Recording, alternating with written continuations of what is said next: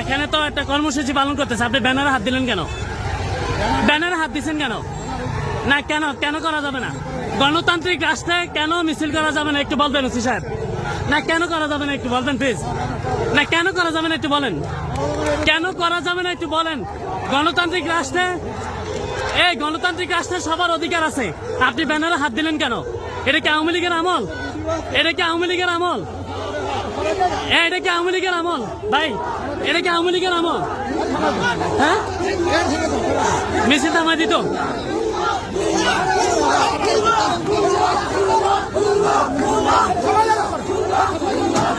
কি সেবা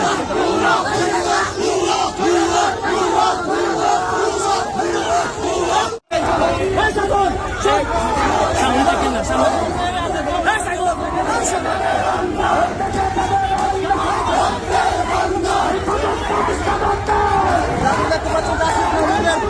পদত্যাগের দাবিতে বিক্ষোভ মিছিল, বৈষম্য বিরোধী ছাত্র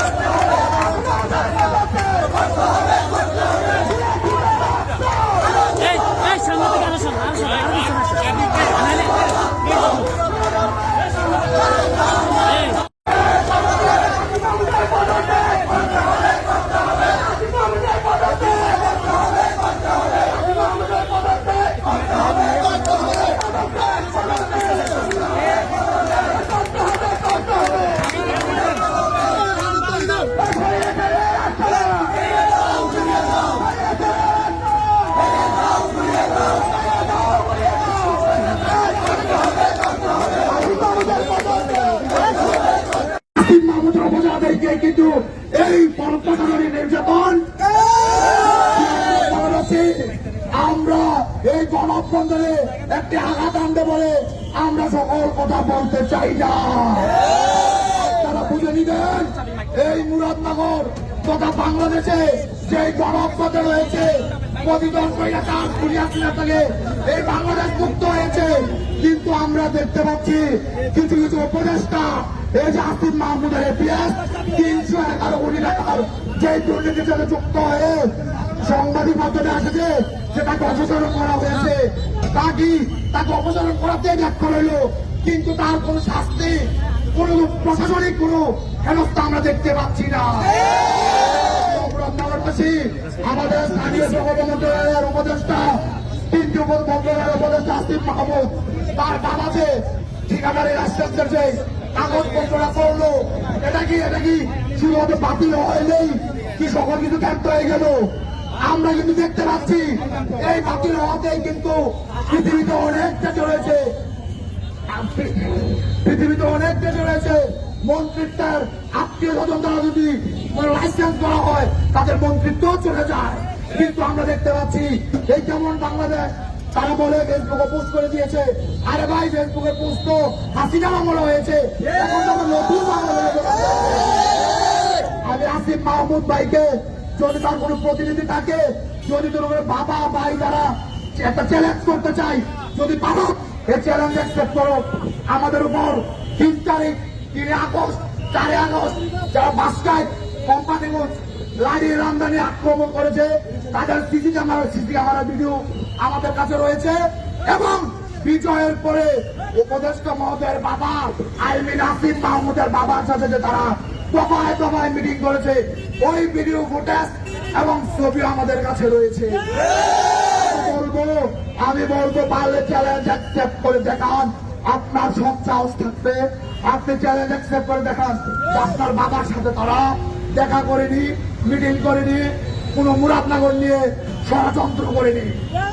প্রিয় মুরাদনগরবাসী, আপনারা সবাই জানেন মুরাদনগরে একটি প্রত্যেকটি জায়গায় যে আন্দোলন সংগঠিত হয়েছিল, এই যে পতিত যে আসিফ মাহমুদের ছত্রছায়ায় যে বৈষম্য বিরোধী ছাত্র আন্দোলন কমিটি হয়েছে, ওই কমিটির আহ্বায়ক ওবায়দুল্লাহ মুরাদনগর তো নয় তথা কুমিল্লা জেলায় কোথায় আন্দোলন করেছে একটি মাত্র প্রমাণ দেবে, তাকে আমরা মেনে নেব।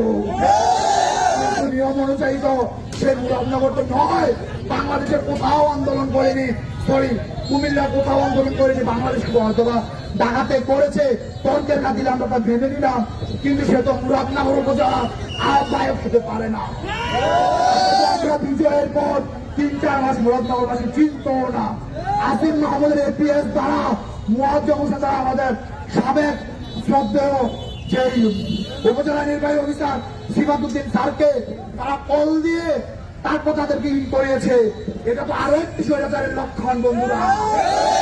আমরা তো রক্ত দেই নাই, আবারও স্বৈরাচার গঠিত হবে। সে যাই হোক, নতুন স্বৈরাচার বাংলাদেশে গঠিত হতে দেবে।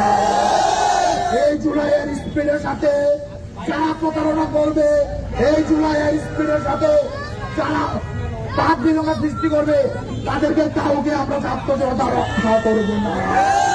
তাদের বিরুদ্ধে আন্দোলন গড়ে উঠবে, আবারও আন্দোলন গড়ে উঠবে। আমরা অতি সত্য আসিফ মাহমুদের পদত্যাগ দাবি করছি। আসিফ মাহমুদকে পদত্যাগ করতেই হবে।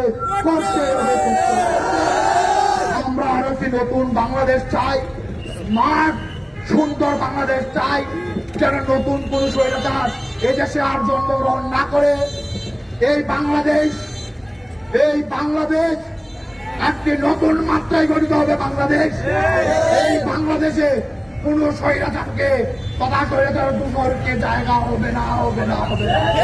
আমরা যতদিন বেঁচে আছি লড়াই হবে একসাথে, কাঁধে কাঁধ রেখে লড়াই হবে। মনে রাখো, যদি তুমি ভয় পাও তবে তুমি শেষ, আর যদি তুমি ভয়কে উপেক্ষা করে এগিয়ে যাও তবেই তুমি বাংলাদেশ। আপনারা সবাই অবগত রয়েছেন, প্রিয় বাংলাদেশবাসী আপনারা সবাই অবগত রয়েছেন আসিফ মাহমুদের এই স্বৈরাচারিতা বাংলাদেশের প্রত্যেকটি মিডিয়াতে আসতেছে।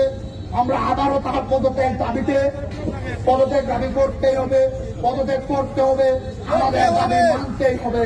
দফা 1, দাবি 1, আসিফ মাহমুদের পদত্যাগ। সুন্দর বাংলাদেশ দীর্ঘজীবী হোক, সুন্দর মুরাদনগর দীর্ঘজীবী হোক, স্বৈরাচার মুক্ত মুরাদনগর দীর্ঘজীবী হোক। আল্লাহ হাফিজ।